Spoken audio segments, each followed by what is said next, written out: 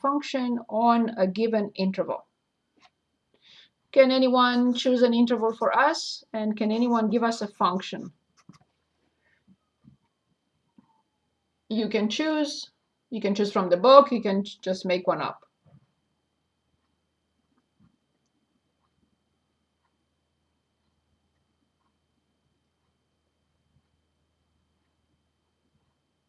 Anyone?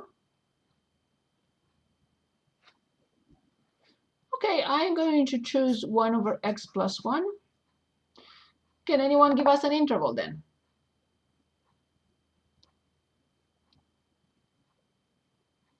3, 5.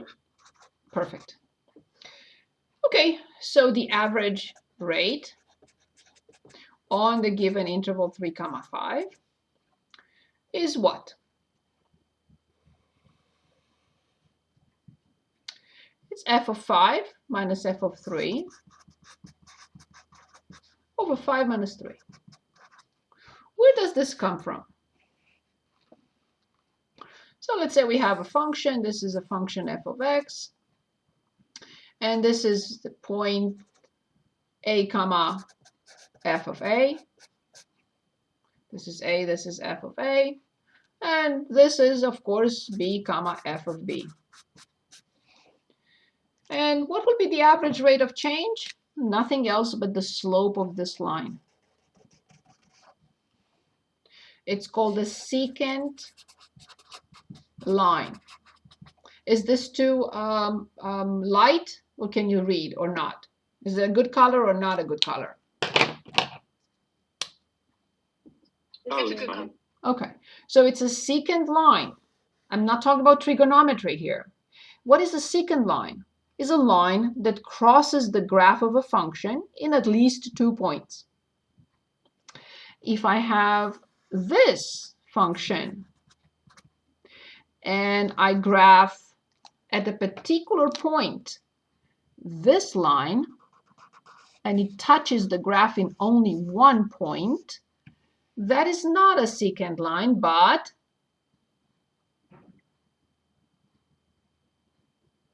a tangent? Thank you. This is a tangent line. Excellent. So where am I going with this? So if I'm interested in knowing the average rate of change of this function between these 2 points, all I need to do is, I don't even have to draw this function, this line, but all I need to do is determine the slope of this line. So the average rate between 3 and 5, or between, in general, a comma b, is rise over run. What is rise? F of b minus f of a over run, b minus a. Remember, these have to be the same. If this is f of b, this has to be b. If this is f of a, this has to be a. So here, all I have to do is just plug it in.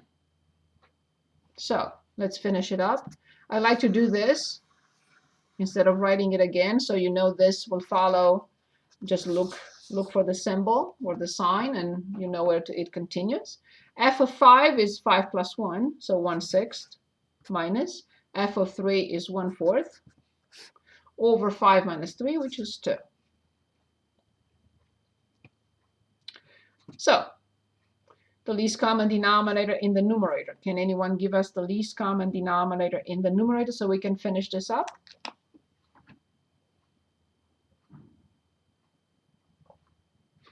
Very good, awesome. So this one needs 6 times what is 12? A 2. 4 times what is 12? A 3. So 2 times 1 minus 3 times 1. 2 minus 3. Negative 1 over 12 times, and I flip 1 over 2 because this is 2 over 1. That's how we divide two fractions. We copy the top fraction and we flip the denominator. And let me mute you guys. Sorry about that. Please unmute yourselves when you speak. So then the final answer is -1/24. This is the average rate of change of that function between the given points with x values 3 and 5. This will always have two measurement units. So the average rate has the measurement unit from the top variable divided by the measurement unit of the bottom. So if you ask me, you're driving, you call me and you say you're driving, yes. And you ask me, what is the rate of change of distance with respect to time? I would say 24 miles per hour. So the average rate is a ratio of two different entities. This is the function, this is the independent variable. The function is measured in miles, the independent variable in hours. If you ask me what is your speed, in other words, the same thing, I will not say 60 miles. I will say 60 miles per hour because this is a rate of change. The rate of change has two measurement units. Okay. Now, any questions on the average rate of change or the average rate? Can I see your work one more time? Yes, of course. Any questions?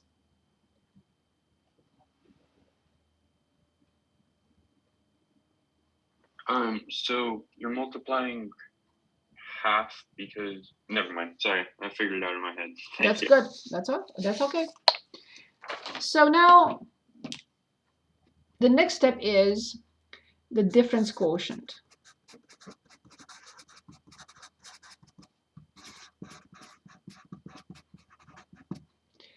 What is this and why is it so important? Well, let's take a look at the function. Here's our f of x.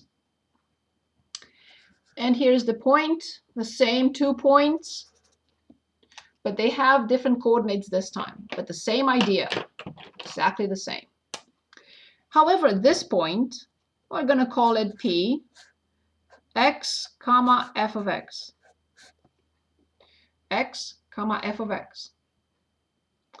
This point, we're going to call it Q, and we're going to say that since this is the x value, let me put a coordinate system so it's easier for us to see what we're doing here.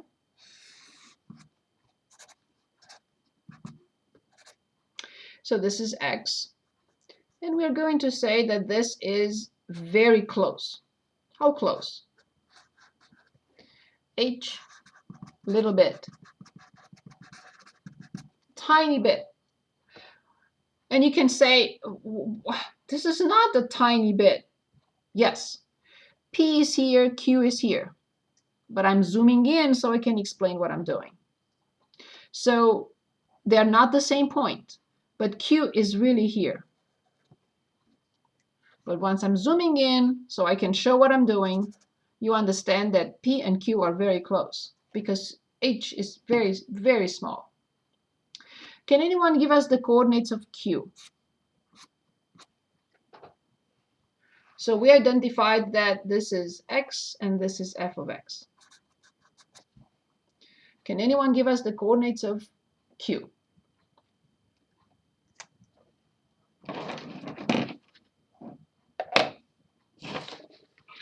The X plus h, yes? f of x plus h. Brilliant, thank you. Good. So now I have 2 points. There's no difference, none whatsoever. Same thing. I want to determine this, the slope of this line. Okay, the slope of the secant line. Can anyone dictate? So imagine that the line is there, and it's the line MPQ, the slope of the line M, or the slope MP of the line PQ. Can anyone give us the slope of this line. Nothing different from before, just the notation is different.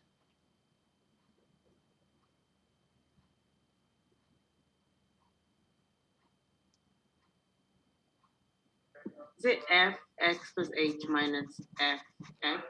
F of x plus h, perfect, minus Minus fx? f of x, X? f Yeah. of x. It's Okay. not fx. Okay. It's not f times x. It's f of the variable x. F of x and f of x plus h. Awesome. And now the denominator. X plus h minus x. That's it.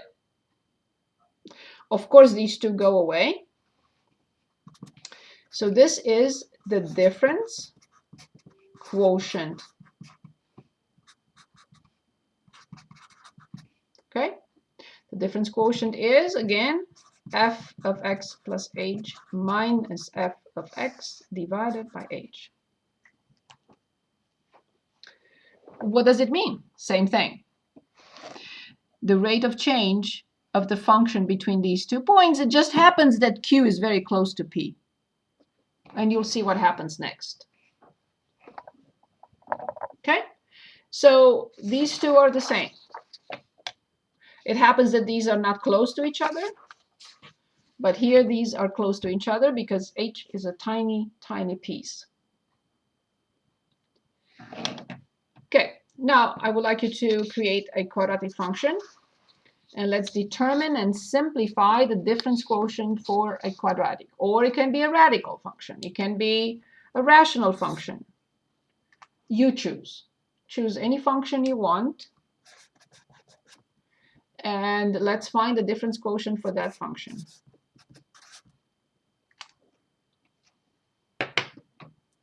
So it can be quadratic, radical, rational.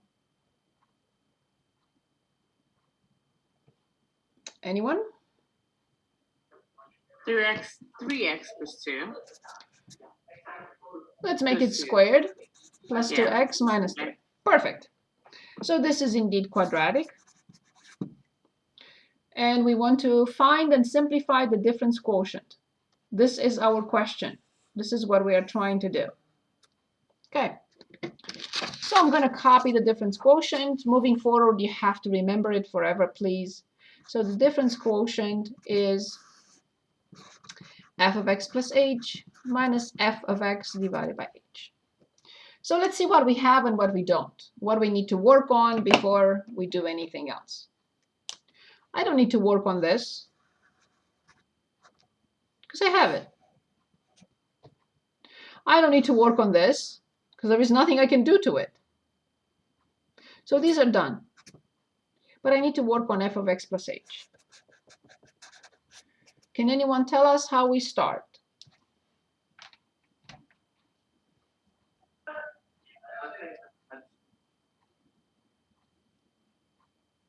That'll be 3 of x plus h squared. Very good, awesome.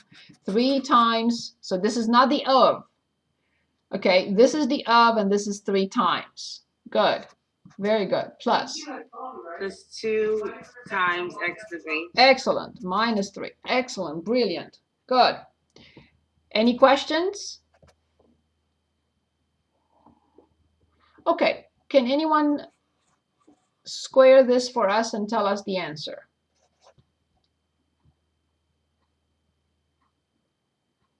And this is what x squared plus 2xh plus h squared. Brilliant, thank you very much. Plus 2x plus 2h minus 3. And only now I'll distribute. 3x squared plus 6xh plus 3h squared plus 2x plus 2h minus 3. Let's stop for a moment and see if you have any questions. Anyone?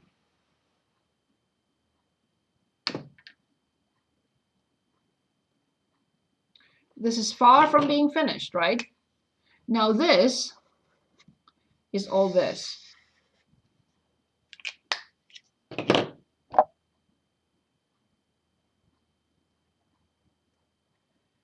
Any questions, anyone?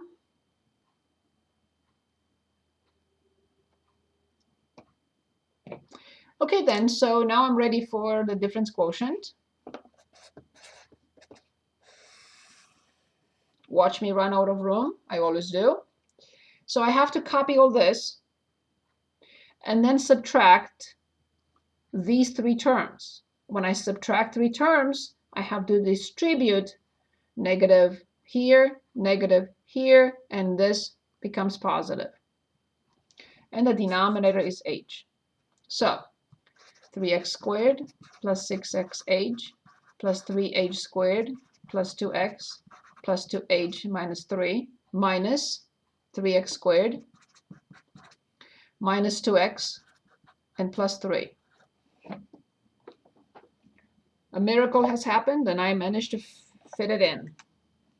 Okay, now, note, very important note here. Number one, at this stage, it's not done, but we have to write these two notes, please. Note number one, all terms without h, and the numerator, of course, must go away, must go. Otherwise, I have an error. Let's see if they go. Yes, they do. Yes, they do. Yes, they do. Done. Step 2. This h in the denominator must go away. H from so this is, of course, for the numerator. H from the denominator must simplify.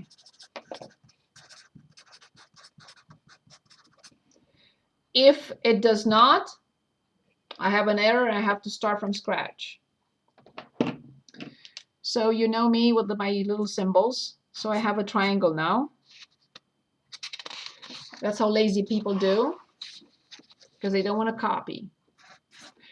Okay, I'm kidding.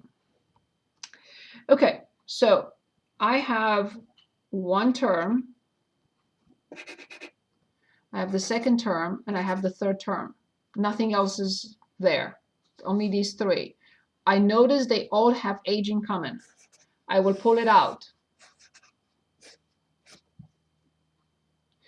At the end, number 2, I am happy. So now, can anyone tell us what to write up here?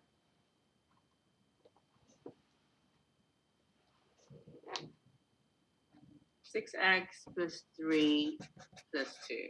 H plus 2. Okay. Perfect. So then the simplified form is 6x plus 3h plus 2. And this is the difference quotient